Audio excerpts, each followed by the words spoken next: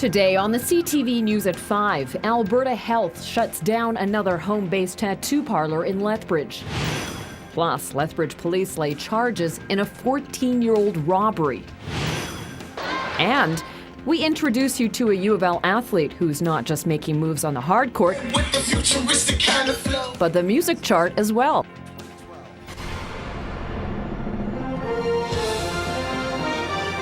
CTV News with Jackie Scantlebury.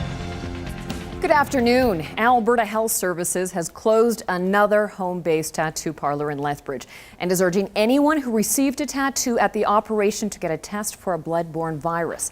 The Sandra Wilson tattoo operation is located in a home at 501B Stafford Drive North. It was closed on January 5th after health inspectors received a public complaint and then determined there were multiple health violations. The medical officer of health says clients should always confirm that a tattoo business is licensed and properly inspected. In this case, Alberta Health says testing is the only way to ensure clients haven't been exposed to viruses like hepatitis B and C as well as HIV. Unique about those viruses is that people may have these illnesses and these viruses in their body and not know it. So they may have sort of asymptomatic illness and slowly it's doing damage in their bodies and they will sort of get illness later on. A tiny speck of DNA on a stocking has helped police in Lethbridge crack a 14-year-old robbery cold case. Back in 1998, a man wearing a stocking over his face robbed the Leo's liquor store on 13th Street North. He got away, but the police dog unit recovered the stocking. Police put the DNA into the national database, and after exhausting all other leads, they waited. Then, after 14 years, a hit on the DNA in the database. The DNA on file was matched to a man recently convicted in another robbery. And ironically, I was working the day that robbery came in. I remember it very vividly, and we had a young witness in the vehicle outside, accounted for it, really good witness evidence, very traumatic, victimized victim of the robbery. So we've been able to go back to those people now and give them that closure. So you kind of go full circle, and it sure is nice to see the DNA is helping us out.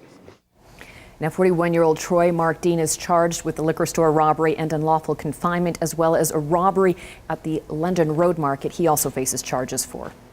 And police have made a significant dent in the drug trade in Brooks. 12 people are facing 39 drug-related charges after what police call a large-scale drug trafficking investigation. The Alberta Law Enforcement Response Team, or ALERT, Medicine Hat Police and Brooks RCMP teamed up on the 4-month operation. They identified 3 different groups dealing drugs in Brooks. In 5 homes, police seized around $138,000 worth of marijuana, cocaine, and mushrooms. All of the 12 people charged are from Brooks, and they range in age from 22 to 61. And police are continuing to investigate the snowboarding death of a Calgary man at Castle Mountain over the weekend. Pincher Creek RCMP say a 27-year-old man died after colliding with a tree stump Saturday afternoon. Witnesses say he'd been snowboarding extremely fast in the moments before his death. They say he lost control while trying to avoid hitting other people on the slopes. He ended up in a ditch where he hit the stump. The man was wearing a helmet and chest protector at the time, but succumbed to his chest injuries from the impact. He was snowboarding with his girlfriend at the time of the crash. Castle Mountain staff say it happened on Buffalo Flats. The run is classified as novice. Skiing and snowboarding has a certain element of risk involved with it always. It's fun. People enjoy it. That's why they take the risk. But they have to always keep in mind that they need to stay under control.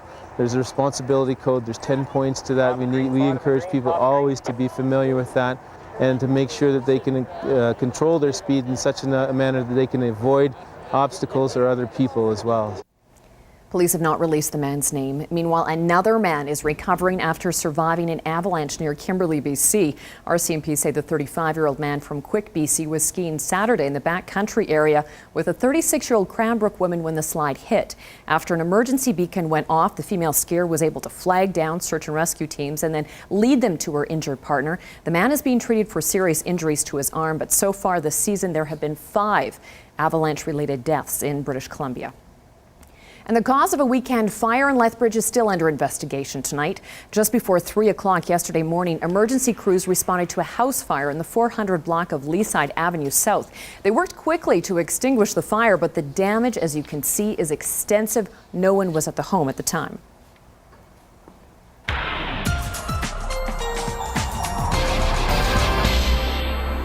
Okay, Dory Rossler, we have been so spoiled with all this really great weather. Average for this time of year, though, is around 1 degree, and that's actually where we're going to be at this week.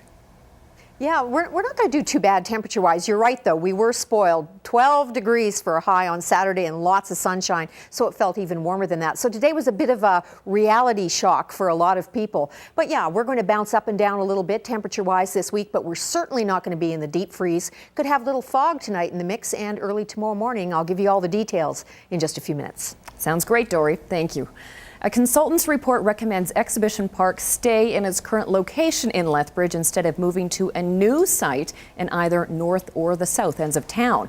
The exhibition board started looking at alternative locations several years ago, and at that time there were concerns that the existing site wasn't big enough to meet future demands. But a new report on redevelopment of Exhibition Park suggests the economic impact and benefits don't warrant the cost of relocating the park. The report was presented to the County of Lethbridge this morning and Lethbridge City Council this evening. Yeah, I'd say what we determined was that there's no better site than the existing site given the parameters that we used in the study of a certain type of facility, a certain square footage, and a certain usage pattern. There just simply isn't enough compelling evidence to tell us that moving to a different site is going to foster redevelopment any more so than we would on our existing site. So when you factor that into the consideration that the capital costs associated with a newer site are obviously going to be greater than on the existing site, it tells us that the best plan to move forward is where we are. The consultant's report is recommending the Joint Planning Committee begin working on a more detailed redevelopment plan on the existing location. That plan would include an assessment of current facilities and look at the cost of renovation and expansion. According to current trends and market analysis released today by the Canadian Mortgage and Housing Corporation, the Lethbridge housing market is expecting growth in all sectors in 2012. A market analyst unveiled those numbers this afternoon at a special meeting of local home builders. The expected growth is being fueled by investments in the oil sands and the close ties to the oil and gas sector. Consumer spending is currently around 52% of the GDP and not expected to increase, and neither is government spending, which means lower interest rates for home buyers. I think we are definitely coming out of probably the bottom of the market, and we're seeing growth in a lot of different sectors of the housing market, especially resale this past year, as well as there's been a lot of price growth. In multifamily, we saw a lot of construction in apartment and road this past year from a lot of first-time home buyers entering into the market, so I think that's generated a lot of more activity in the housing market overall. And housing starts across Canada experienced nearly a 10% increase in 2011. Retirement benefits are the top concern for residents who met with Lethbridge MP Jim Hillier this weekend. Hillier spoke with community members in a public forum about the 2012 federal budget on Saturday. Residents expressed concern about Stephen Harper's announcement to reform old age security benefits, possibly by raising the eligible age from 65 to 67. Hillier says, though unemployment is a problem in much of the country, people in this region are concerned about the opposite. Main problem is a labor shortage. And so while some regions may be wanting to do things to help solve the unemployment problem, we need to make sure that the government, the federal government, has a clear understanding of our economic situation where we have a labor shortage. Hillier will host another public forum in Picture Butte this coming Saturday. A Lethbridge taxi driver is driving for change in Sudan with the help of U of L students. The University of Lethbridge's Rotaract Club organized a fundraiser Saturday to support their classmate. Garang Makwak originally is from Sudan, and he recently visited his hometown and saw hundreds of young people desperate to learn, but with nowhere to go. All of the funds from the Rotaract's gala dinner will be used to build a school in Abwarg. Tugs at the heartstrings a little bit. We're all so devoted to this project. The Rotary clubs in our town have been very supportive, as well as our university community.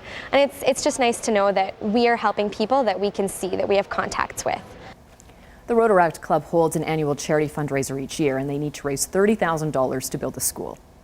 A weekend fashion show highlighted a local entrepreneur's success and raised money for a good cause. Candy co-creator Matt Gillen started painting t-shirts in his basement 4 years ago. The 21-year-old is now hosting fashion shows to display the clothing company's new girls line. Through the years, the collection has expanded to include more clothes, belts, hats, and sunglasses. Gillen says he wants to give back to the community that supported the company's growth. Well, we're donating all the proceeds for the door entry fee to Lethbridge Food Bank, which I feel is a good thing for anyone in Lethbridge to help out the Lethbridge Food Bank because it's not targeted to one person. All kinds of people need help from the food bank. The event raised nearly $300 for the food bank. Candy Co. Clothing is also sponsoring a stunt bike team which will tour the province. Fernie, BC is still buzzing after Justin Timberlake dropped into town to go skiing. The singer and actor turned 31 last week, and to celebrate, he went cat skiing in the backcountry outside Fernie. Management of the resort won't say much about it, but the owner of a local ski and snowboard shop confirmed that Timberlake popped in last week to buy some gear. No word if his fiancée, Jessica Biel, was in town with him. Chefs at the restaurant did create a special cake for Timberlake's birthday. On the markets today, the loonie stayed above parity with the U.S. greenback, but did close slightly down. Here are the day's numbers.